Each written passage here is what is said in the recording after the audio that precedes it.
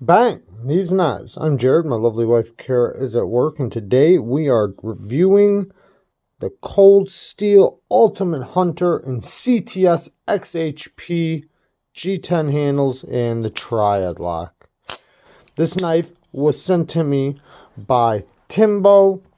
Again, Timbo, thank you very much, man. You've been supporting us since the beginning of our channel, and I can't thank you enough. And I needed to get some cold steels on my channel, and I'm really happy that I finally do, because before we didn't really have, but I think maybe 2 videos on cold steels, so pretty awesome. I know with this knife, I think they're not really using CTS XHP too much no more.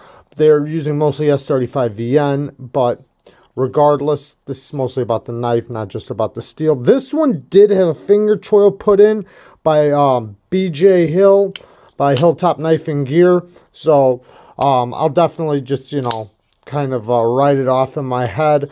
But it is pretty awesome with the finger choil. I'll give it that. Let's get into this thing. So this knife's overall length is about 8.5 inches with a 3.5 inch blade. It's actually just under 3.5 inches.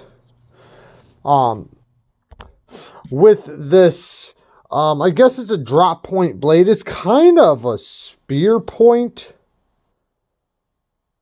the way it's shaped, but it is a flat ground blade, and I would definitely consider this a pretty hard use knife.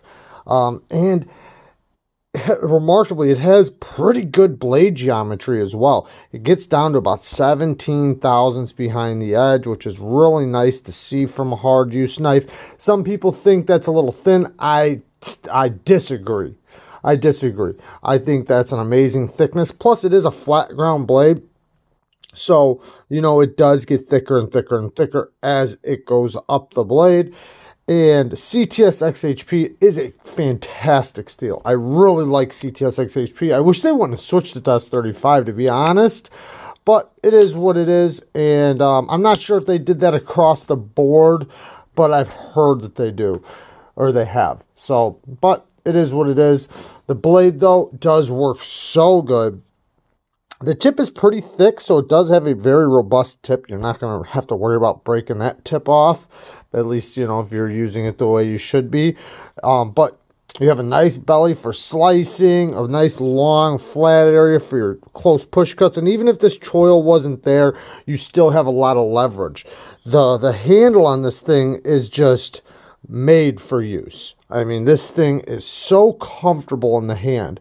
I mean, this is awesome. This is an amazing knife in the hand. Let's do some quick size comparisons very, very quickly. Here is the Cold Steel Code 4. And you can see they are basically the same length. Here is the Spyderco Shaman.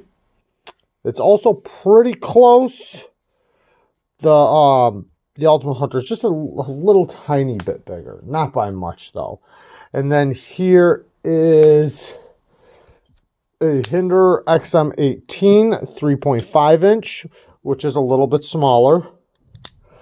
And then here is the Spyderco Manix 2 XL, which you can see is quite a bit bigger.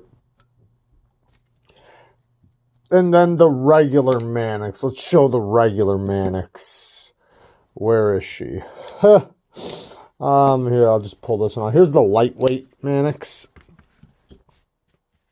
And you can see it's pretty close. They're pretty close to each other as well. And then, I think that's good. Anyways, so, yeah, man, this thing in the hand is just fantastic. It does have this little groove right here on both sides where your finger just tends to settle right in and tuck right around on. I really like that. And then you have, this area where if you were going to maybe do a little bit of chopping, you really have a good place to hold on to without it slipping out of your hand. And then you have the finger guard here, so you're not going to slip up the blade either, which is really nice. And you could just get so many grips on this thing, especially all the conventional grips. Just works very, very good. The clip, cold steel clip. If you know Cold Steel, you know the Cold Steel clip. It's okay. I mean, it works great. Doesn't sit too deep in the pocket. Not a big deal. Maybe you want to pull it out of your pocket with gloves on. So in that case, it is fantastic. You see the lanyard hole. The G10 is done so good. This is quality G10. I really, really like their G10. Yeah, very, very good. Now, the thumb studs. I like Cold Steel's thumb studs. You can screw it back and forth so that, come on, so that you can make the depth that you want. This one, you know, you can do the reverse flick just fine, and you got a lot of thumb stud there for the thumb flick. And this knife, unlike a lot of back locks, you have a good amount of leverage. And one, it has a lot to do with the ergos and where the placement of this thumb stud is. You can really hook it, I mean, really easily without a problem. So, and the fact that you have such good ergos, you can really get leverage that just pulls right up, and you're basically just creating resistance kind of up and over like that, and then you just slowly taper your effort of pushing towards this way, and pow, that thing goes off. Or you could just flick it straight up. You don't really want to flick it out to the side. Flicking it out to the side doesn't really do too much, but going straight up, it really flies out. Really nice. You do have jimping back here that does work okay. I mean, it's not like just like regular jimping that's like this. It's not like this type of jimping. It's more spread apart, but it still does work okay. And then the back lock, you can do it one-handed. And as long as you keep your finger tucked right behind here while you're pressing the back lock, you see it hits, and it'll hit right in that area where there's no sharp edge, which is really nice. Let's do it straightforward. You see how it hits, and then you can slap it shut like that, or you can close it like that. There's many ways to close this thing. You can also just do it the two-handed way. You can also get a good slow roll, and I love this. That pop. I don't know what the HRC is on here, but if you've been paying attention, you might see that little pow right there. If I was told, I forget. But yeah. Great action for a back lock slash triad lock. And if you guys don't know what the triad lock is, the triad lock lets you get 3 forms of contact with the lock. This one has a massive stop pin. Love that. Absolutely love that. And then you see this groove right there. That's where this back lock is going to drop down into. And then the stop pin is going to hit the tang of the blade. And then this is going to fall down in that groove in between the two and create pressure, you know, in between that and the stop pin.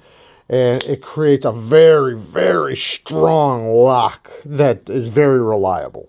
Extremely, extremely reliable. So many amazing things.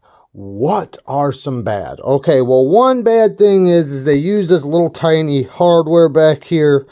Don't like that. I would have rather seen just they use the big hardware like this or T8s or something, but they used the little T6s. They got a nice big hardware for the pivot, but it is what it is. Next thing, it does have a little bit of lock stick.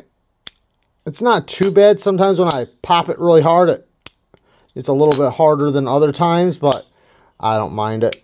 Just kind of reassures me that that lock is doing what it's supposed to do, which is get stronger through time. Because that is another benefit with the Triad lock, is that it just gets stronger and stronger because that the back spring is just pushing deeper and deeper into that groove, making it get stronger throughout time. Supposedly, a back lock only gets stronger through, or not a back lock, a Triad lock only gets stronger through time, which is awesome. So, you know, I can't really speak on the sharpening choil and everything before this one has the groove, so I can't really speak too much about whether that was good or bad or anything like that. regardless, the blade is awesome, so I can't really say nothing bad about that.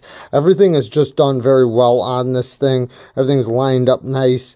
The clip, you know, I'm not a big fan of the way the clip looks, but it's not a bad clip. It still works just fine. I do think it's ugly, but regardless, you know, cold steel writing on it. It is pretty centered. You might have a little bit of play, you know, while it's unlocked, but while it's locked up rock solid. When you unlock it this way, it doesn't feel like there's too much until it gets down there. That's when it gets a little bit of play, but a lot of backlocks do that, so, you know, or a lot, you know, just backlocks, period, kind of do that. Maybe not all of them, but a lot of them do. But, man, not really too many complaints on this thing. This thing is just done so good, and it, yeah, great knife. Ergos, like I said, are amazing. The geometry's pretty decent. It does have a reversible clip if you are a left-handed person. Yeah, man. This thing, it's kind of a hard knife to beat when it comes to a knife that you want to abuse, a knife that you want to hard use, a knife meant for the field, a knife meant for work.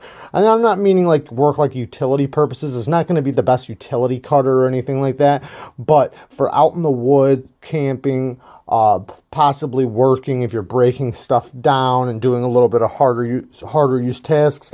You could also get away with using it for hunting and stuff like that. So a lot of great things this knife is good for. I think a lot of people would love to have this knife, and if they do already have it, I'm sure they love it. If you do have this knife, let me know down in the comments how you like it, and yeah, if it's ever giving you problems, or if there's something you dislike about it, something I didn't think about or mention. Thank you guys for watching. Peace.